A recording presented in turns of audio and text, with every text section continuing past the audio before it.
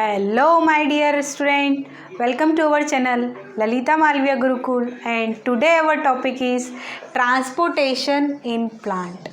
Transportation in plant that means कि यहाँ पर किन चीज़ों का ट्रांसपोर्टेशन होगा प्लांट में, हमें वो समझना है और उसके लिए कौन कौन सी सेल जो है वो रिस्पॉन्सिबल होती है वो भी समझना है। तो बेसिकली आप जानते हैं कि एक प्लांट में जो है सबसे मोस्ट इम्पॉर्टेंट जो प्रोसेस होती है वो होती है फोटोसिंथेसिस। फोटोसिंथेसिस के लिए उसे स्वाभाविक है वाटर मॉलिक्यूल्स की रिक्वायरमेंट है, कार्बन डाइऑक्साइड की रिक्वायरमेंट है ना, और फिर जो है वो सनलाइट और क्लोरोफिल की प्रेजेंस में फूड बनाता है। अब उस फूड की रिक्वायरमेंट स्वाभाविक फूड कहाँ बन रहा है, लीफ में बन रहा है, लेकिन रिक्वायरमेंट किसको है, रूट को भी है, क्योंकि जो भी सर्वाइवल पार्ट है सभी को एनर्जी की रिक्वायरमेंट होती है, फूड की रिक्वायरमेंट होती है। तो स्वाभाविक है खाना लीफ में बन रहा है, रूट तक नीड है, तो खाने को भी रूट लीफ से रूट तक लाना ले जाना ट्रांसपोर्टेशन करना ज़रूरी है। लेकिन इस प्रोसेस के लिए जो फोटोसिंथेसिस है इसके लिए गैसेस तो लीफ जो है वो स्टोमेटा से ले लेगी, लेकिन पानी की रिक्वायरमेंट है। वो पानी का एब्जॉर्प्शन बेसिकली कौन करता है, रूट करती है। और कहाँ से करती है, मिट्टी से, सॉइल से। मतलब वो पानी जो है उसकी अवेलेबिलिटी कहाँ है, नीचे है, रूट्स के पास है, लेकिन नीड किसको है, लीफ को है। तो रूट से उस लीफ तक वाटर मॉलिक्यूल का भी ट्रांसपोर्टेशन किया जाता है, खाने का ट्रांसपोर्टेशन हो रहा है, वाटर में जो सॉल्युबल मिनरल्स हैं उसका ट्रांसपोर्टेशन हो रहा है ना, फूड पार्टिकल्स हैं उसके साथ में, और भी दूसरे मॉलिक्यूल्स जो हैं वो न्यूट्रिएंट्स हैं उनका भी ट्रांसपोर्टेशन हो रहा है। तो ये जो बेसिकली ट्रांसपोर्टेशन हो रहा है अप से डाउन, डाउन से अप, है ना, ये किस तरह से होता है और इनके लिए कौन कौन से पार्ट रिस्पॉन्सिबल है वो पहले हम समझेंगे। तो देखिए बेसिकली एक प्लांट में जो है वो ट्रांसपोर्टेशन के लिए 2 सेल्स रिस्पॉन्सिबल होती हैं। फर्स्ट जो है वो होती है जाइलम, जो वाटर मॉलिक्यूल्स के ट्रांसपोर्टेशन के लिए वाटर प्लस मिनरल्स के ट्रांसपोर्टेशन के लिए रिस्पॉन्सिबल होती है। सेकेंड जो सेल्स होती हैं जिसका नाम है फ्लोएम, ये फूड, ठीक है, बेसिकली किसके ट्रांसपोर्टेशन के लिए रिस्पॉन्सिबल होती है, फूड। अब चूंकि जाइलम सेल्स जो है वो वाटर के ट्रांसपोर्टेशन है हाँ। अब मान लीजिए कि ये पेड़ है, ये रूट है, ये लीव, खाना कहाँ बन रहा है, फूड कहाँ बन रहा है, यहाँ बन रहा है फूड लीफ में, और वाटर कहाँ है, यहाँ है। तो अब अगर जाइलम सेल जो है वो वाटर का ट्रांसपोर्टेशन कर रहे हैं, मिनरल्स का ट्रांसपोर्टेशन कर रहे हैं, तो कहाँ, यहाँ से नीचे से कहाँ जा रहे हैं, ऊपर की ओर, है ना। लीफ में खाना बन रहा है तो वाटर की रिक्वायरमेंट वहाँ है ना, वाटर की ज़रूरत वहाँ है। तो इनका डायरेक्शन क्या हुआ, अपवर्ड। मतलब इनका जो ट्रांसपोर्टेशन जो डायरेक्शन रहेगा वो कैसा रहेगा, अपवर्ड, अपवर्ड डायरेक्शन में होगा, ठीक है। और चूंकि फूड का फॉर्मेशन यहाँ हुआ है, लीव्स में हुआ है, और उसकी रिक्वायरमेंट चूंकि रूट्स को भी है, ब्रांचेस को भी है, स्टेम को भी है, एवरीवेयर, ईच एंड एवरीवेयर, है ना। बेसिकली चूंकि फूड जो है वो अप से डाउन की ओर जा रहा है ना, तो इनका जो डायरेक्शन रहेगा वो क्या रहेगा, डाउनवर्ड, ठीक है, डाउनवर्ड डायरेक्शन रहेगा। क्लियर, समझ में आया। अब ये दोनों जो मोस्ट इम्पॉर्टेंट सेल्स हैं जाइलम एंड फ्लोएम, इनके बारे में समझ लें। जाइलम जो हैं कैसे स्ट्रक्चर्स हैं, इलॉन्गेटेड सेल हैं, इलॉन्गेटेड सेल है बेसिकली, और किसकी बनी हुई है, सेल्यूलोस और लिग्निन, किसकी बनी हुई है, सेल्यूलोज और लिग्निन की बनी हुई है। क्यों, क्योंकि ये स्टेम में आउटर साइड है, मतलब बाहर की ओर पाई जाती है ना, इसलिए ये इसे हार्डनेस प्रदान करती हैं। ये लिग्निन जो है, ये लिग्निन सब्सटेंस जो है क्या करता है, हार्डनेस। जाइलम सेल को क्या मिलती है इससे, हार्डनेस मिलती है ना। स्वाभाविक है, लॉन्गिट्यूडनल सेल्स हैं, लंबे आकार की सेल्स हैं, है ना, तो हार्डनेस होना बहुत ज़रूरी है, रफ एंड टफनेस होना बहुत ज़रूरी है, क्योंकि ये बाहर की ओर ही है। आसानी से कोई चोट लगने की वजह से, कोई है ना जो पेड़ काटने वाले हैं या कोई भी है ना इंजरी की वजह से या कोई भी इन्फेक्शन की वजह से ये ख़राब हो सकती हैं, इसलिए इनका हार्डनेस होना या इनका रफ एंड टफ होना बहुत ज़रूरी है। तो कैसी सेल्स हैं? जाइलम जो है वो इलोंगेटेड सेल्स हैं, सेलुलोज और लिग्निन की बनी हुई है। लिग्निन जो है वो इसे क्या करता है? हार्डनेस प्रोवाइड करता है। ठीक है, इतना समझ में आया आपको? ये जाइलम सेल्स जो है वो किन से मिलके बनी हुई है? ट्रैकिड सेल से। किससे मिलके बनी हुई है? ट्रैकिड। ठीक है, और बेसिकली ये जो जाइलम है ये नॉन लिविंग सेल्स हैं। कैसी सेल्स हैं? Non living. तो ये किसके कैरेक्टरिस्टिक हो गए? जाइलम सेल्स के कैरेक्टरिस्टिक हो गए। अब फ्लोएम सेल के भी समझ लीजिए। फ्लोएम सेल जो हैं ऑल्सो इलोंगेटेड, ये भी इलोंगेटेड सेल्स हैं, है ना, बेसिकली सेल्यूलोज की बनी है। लिग्निन एब्सेंट है, सेलुलोज प्रेजेंट है। ठीक है, लिग्निन एब्सेंट है, दैट मीन्स कैसी हैं? सॉफ्ट। कैसी सेल्स हैं ये? सॉफ्ट है। वो हार्ड हैं, ये सॉफ्ट है। ठीक है, फ्लोएम जो है वो कंपेनियन सेल, कंपेनियन सेल्स और सीव ट्यूब या सेल्स से मिलके बनी होती है।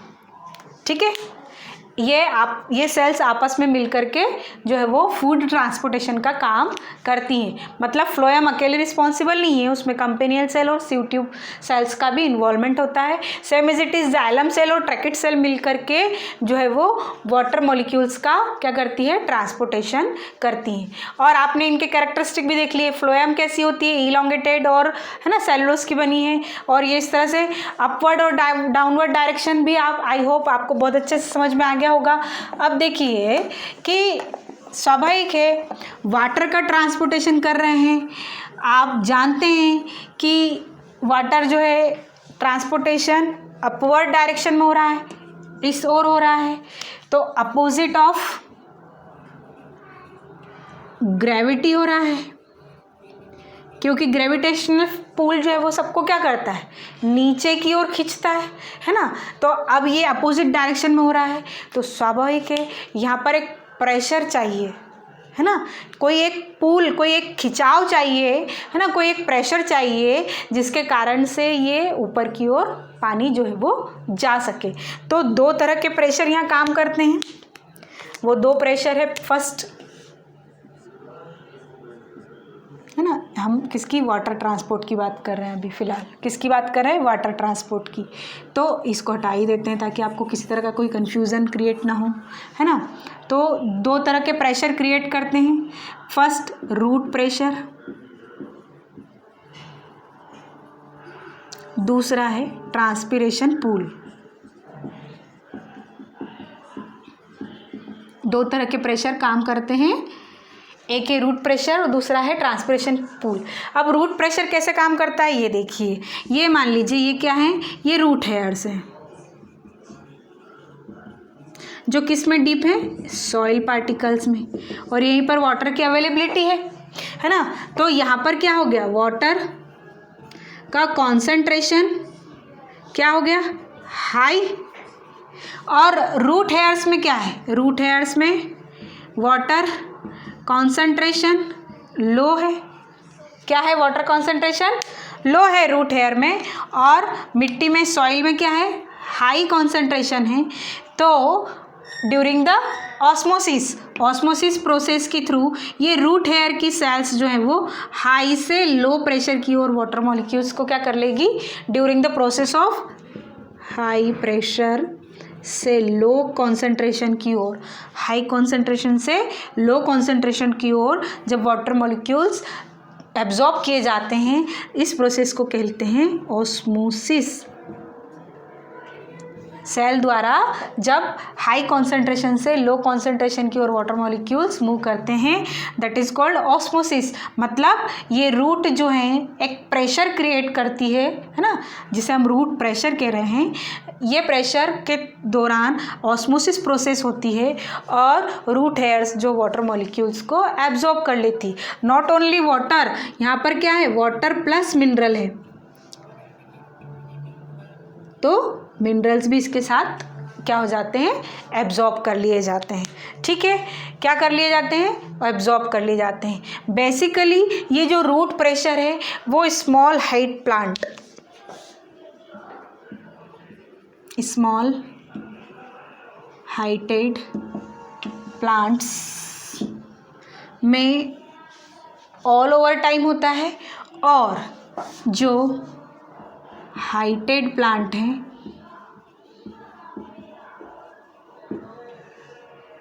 इन हाइटेड प्लांट्स ड्यूरिंग नाइट ये रूट प्रेशर वर्क करता है। मतलब जो छोटी हाइट के प्लांट्स हैं उनमें पूरे समय ये जो है वो रूट प्रेशर के कारण वाटर का ट्रांसपोर्टेशन हो रहा है, वाटर का एब्जॉर्प्शन हो रहा है। लेकिन जो हाइटेड प्लांट्स होते हैं, है ना, उसमें क्या होता है, ड्यूरिंग द नाइट। अब ये नाइट क्यों हो रहा है, इसका कारण भी बताते हैं। क्यों, क्योंकि ये रूट प्रेशर इतना क्रिएट नहीं होता कि अपोज, ये ग्रेविटी के अपोज में काम कर सके, है ना, बहुत हाइट तक और उतनी रिक्वायरमेंट में। क्यों, क्योंकि ड्यूरिंग द डे टाइम जो बड़े हाइट वाले प्लांट होते हैं उनमें जो वर्क करता है वो ट्रांसपिरेशन पूल करता है। अब आप ट्रांसपिरेशन की डेफिनेशन समझ लीजिए। Water evaporate by the aerial parts of plant, it is called transpiration. ठीक है, ये ट्रांसपिरेशन की डेफिनेशन है। क्या कि वाटर मॉलिक्यूल्स का इवोपरेशन एरियल पार्ट्स, एरियल मतलब लीफ, स्टेम, है ना, फिर स्टोमेटा, इनके द्वारा ये वाटर मॉलिक्यूल्स का भाप बन करके उड़ना प्लांट्स से, दैट इज कॉल्ड ट्रांसपिरेशन। अब चूंकि यहाँ से ट्रांसपिरेशन की प्रोसेस कंटिन्यू हो रही है, कब, डे टाइम में। क्यों, क्योंकि सनलाइट की प्रेजेंस में इवोपरेशन जो वो है वो प्रोसेस होना स्वाभाविक है। तो यहाँ से ट्रांसपिरेशन हो रहा है और फूड भी बन रहा है, ट्रांसपिरेशन भी हो रहा है और फूड भी बन रहा है। मतलब कि यहाँ पर वाटर की नीड क्या है, बहुत ज़्यादा है, मोर एंड मोर, बहुत ज़्यादा रिक्वायरमेंट है।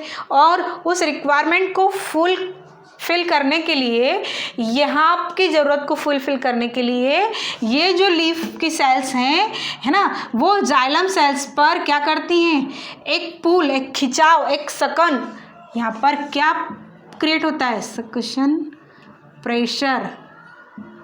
ठीक है, ये प्रेशर क्रिएट होता है।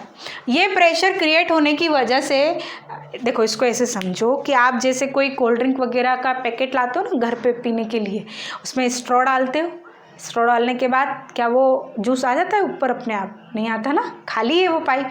आपको क्या करना पड़ेगा, वहाँ पर एक एयर प्रेशर क्रिएट करना पड़ेगा। फिर क्या करते हो आप, मुँह से उस स्ट्रॉ को लेकर के ऐसे एक एयर प्रेशर क्रिएट करते हो और फिर वो लिंक बन जाती है और फिर वो जूस जो है वो पैकेट में आने वो आपके स्ट्रॉ से होते हुए आपके मुंह में आना शुरू हो जाता है।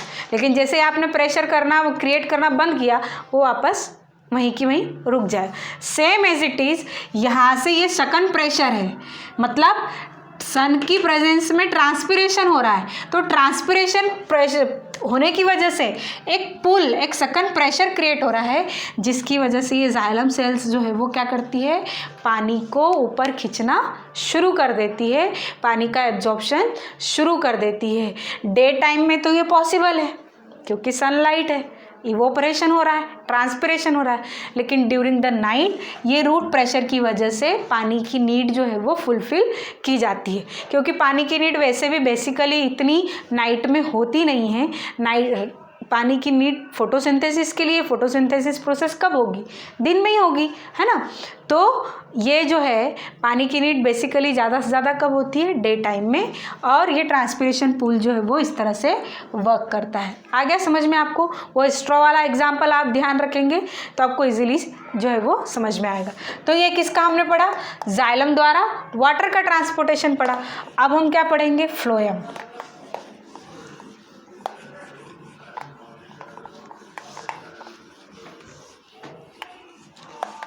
देखो इसको ऐसे समझो,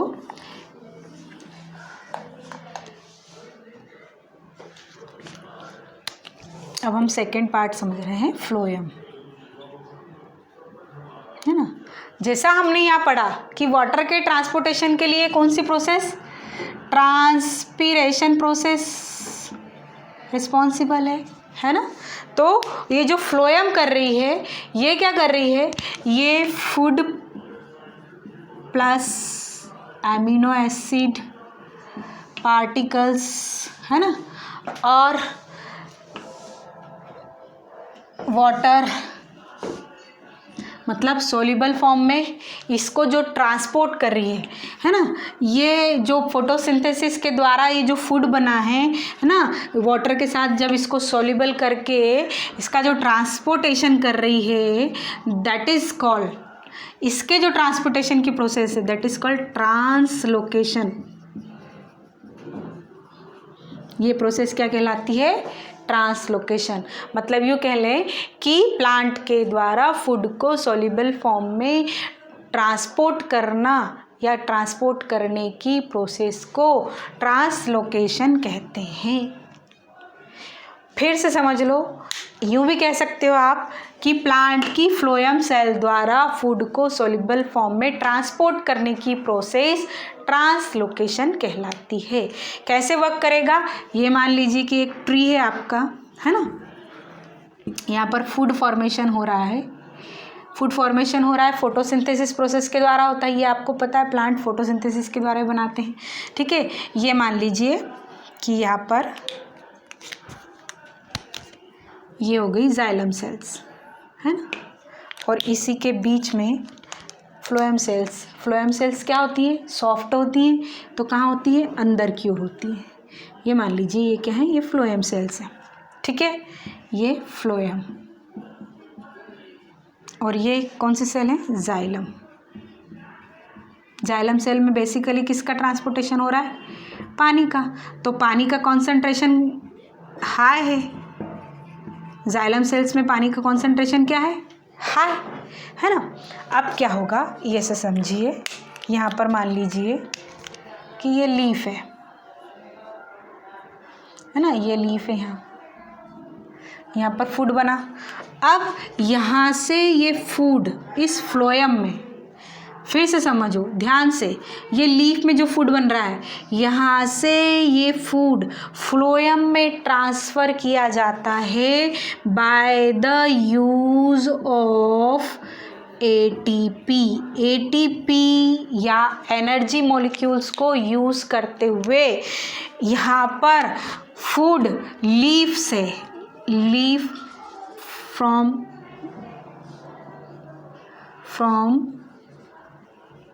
लीफ टू फ्लोएम, कहाँ ट्रांसफर हो रहा है? लीफ से फ्लोएम सेल्स में आ रहा है ना। किसके द्वारा?